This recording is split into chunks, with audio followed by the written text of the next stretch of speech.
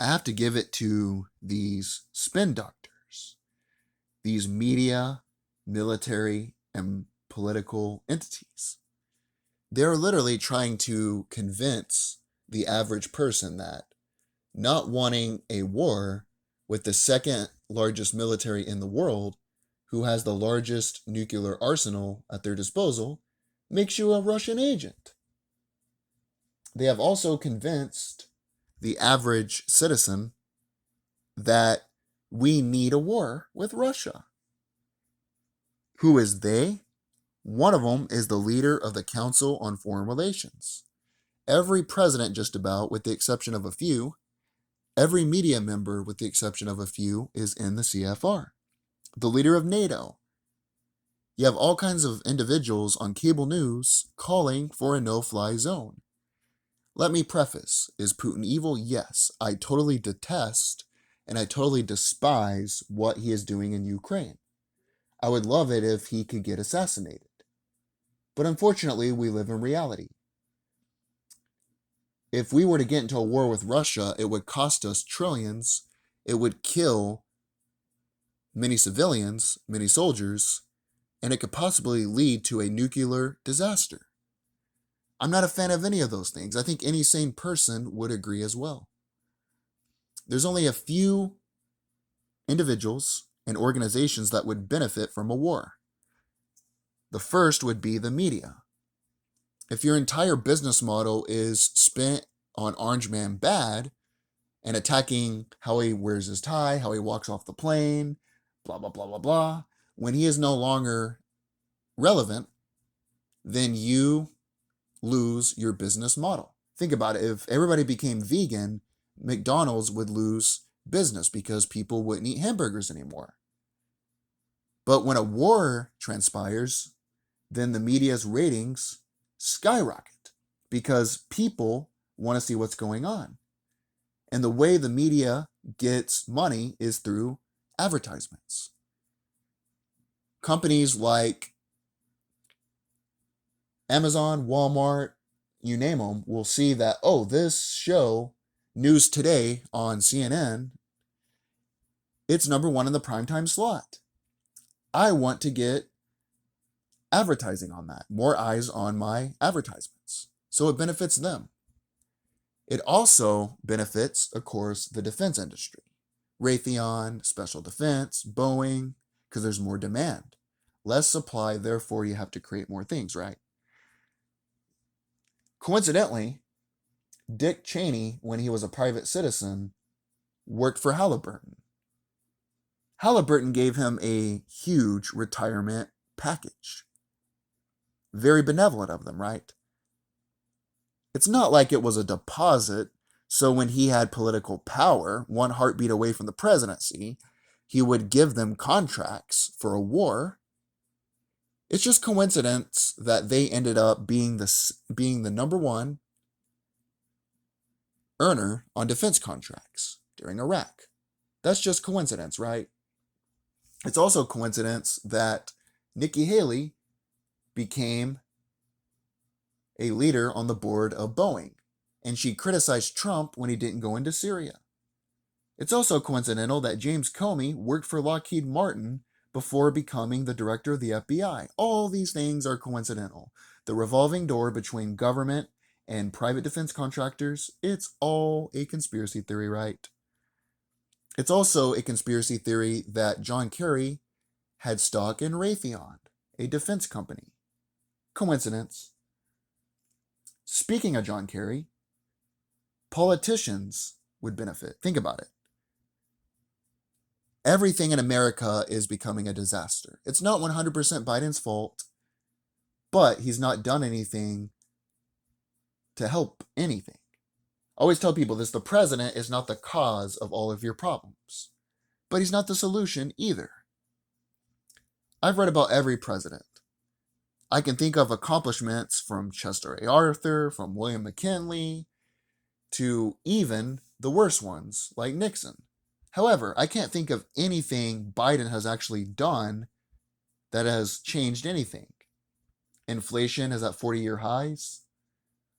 You have the debacle of the withdrawal in Afghanistan, you have divisions.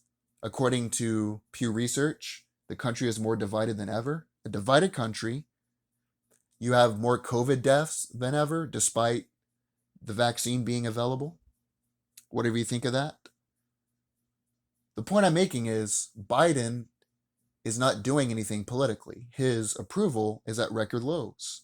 They're even lower than Trump's, and he's not even been in office for a full term. If Biden were to be involved in a war, he is the commander-in-chief. George Bush, right before the invasion of Iraq, had a record high approval rating. FDR ran for an unpreceded fourth term because he was the commander-in-chief. People will think when they go to the voting booth, things with Russia are going good. We got to keep Biden as the president, or at the very least, we need to get Kamala, whatever the hell her name is, as the president.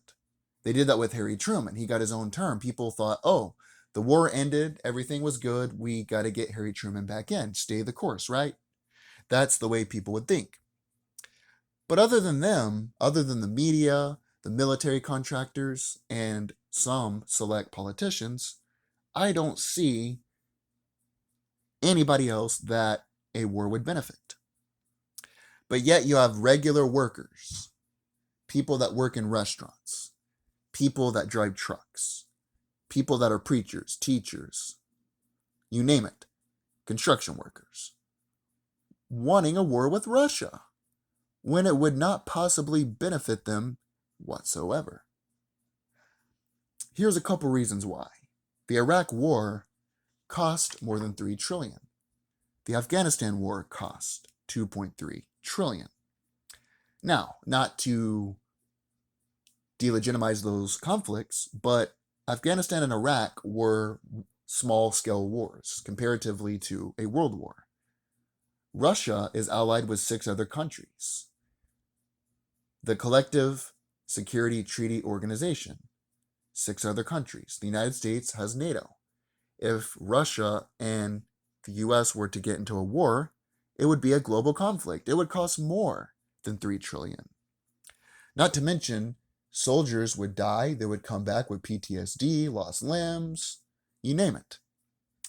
Since 9/11, post 9/11, according to brown.edu, this is a report from Brown University,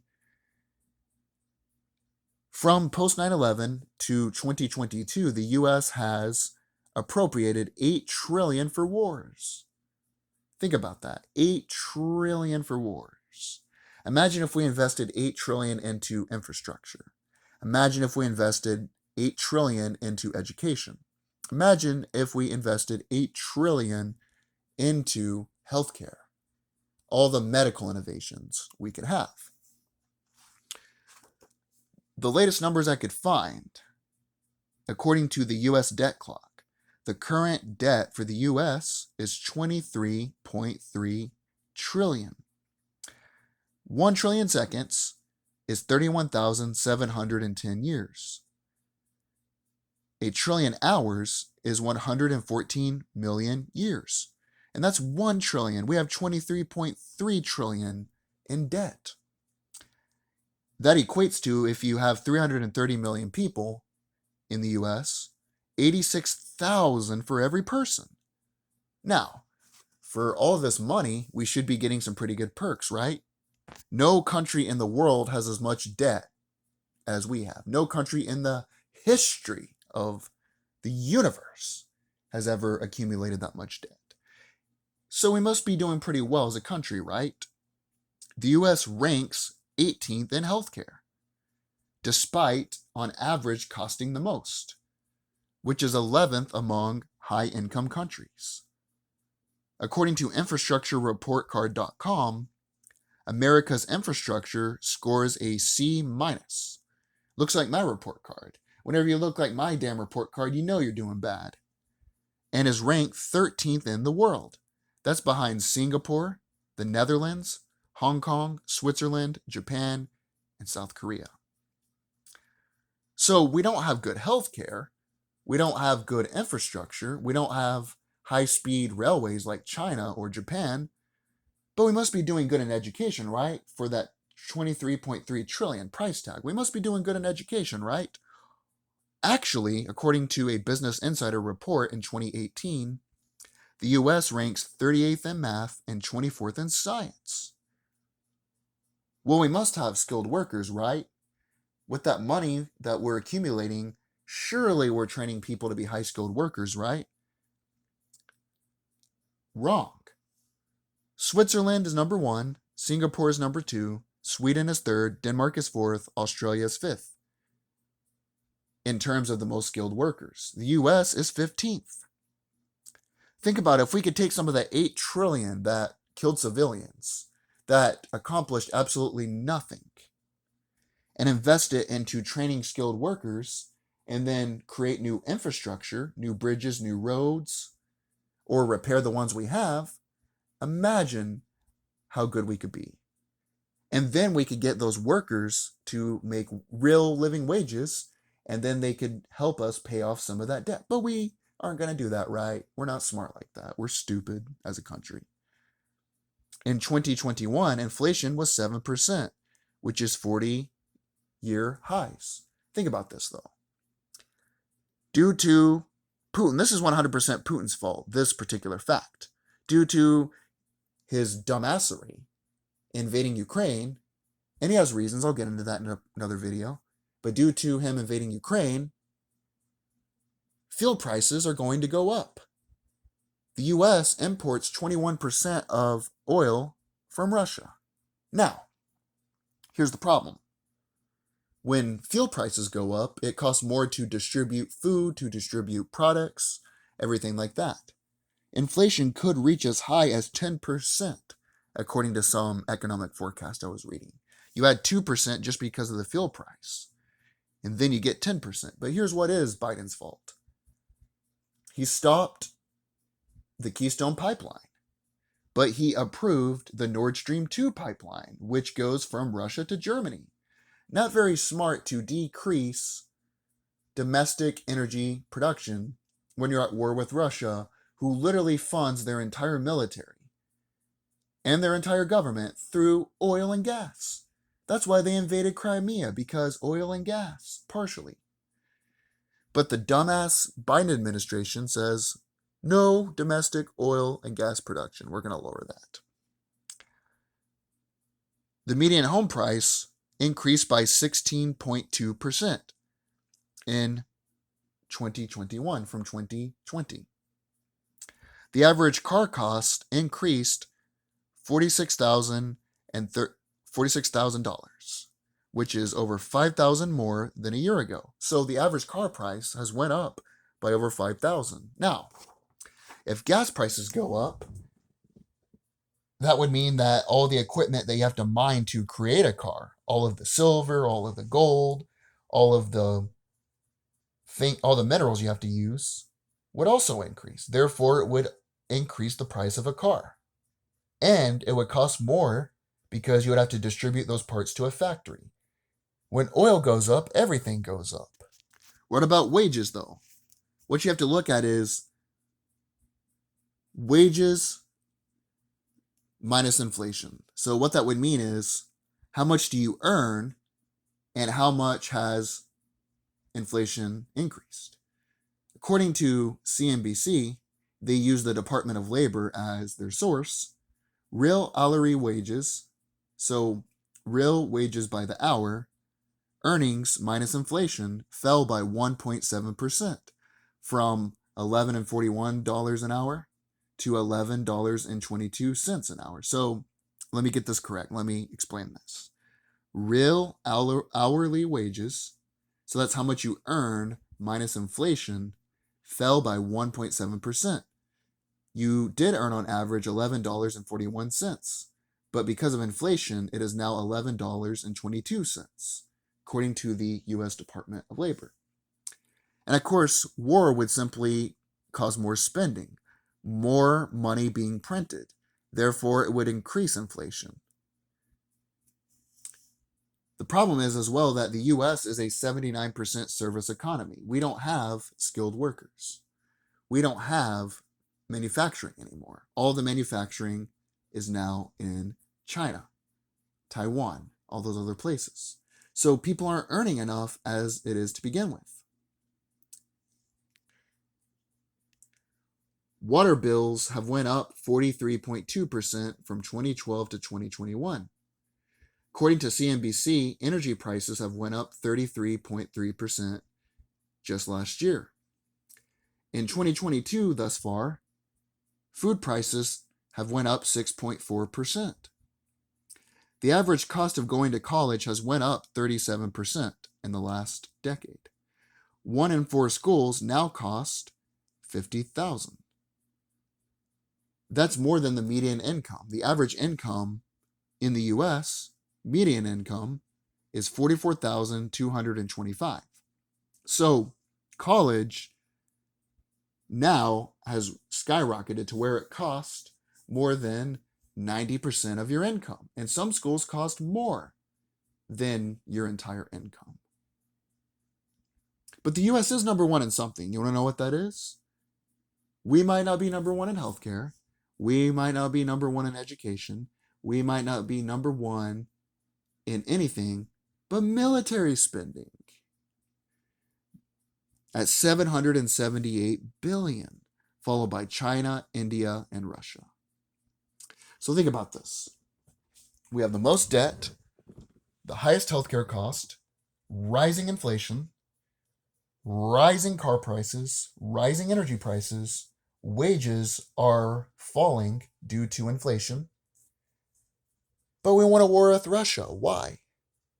All it would do is increase inflation. You would have to spend more in order to fight the war. Not to mention, you would have civilians that die. You would have soldiers that come back with PTSD and without limbs. Literally, a war does not benefit anybody. It's like that song, War, what is it good for? Absolutely nothing. But I would like to add to that to conclude my video. War, what is it good for? The military-industrial complex, defense contractors, the news media, felling politicians with low poll numbers. Boo, boo, boo. It ain't nothing but a heartbreak. You gotta hear that song. It's a good gem out there.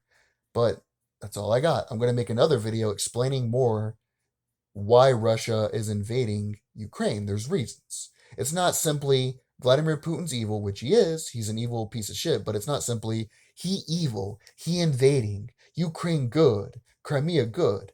You have to look at geography, oil pipelines, history, drilling rights, other things like that. So that's going to be my next project, is to unpack and to dissect the larger conflict that is transpiring in Ukraine.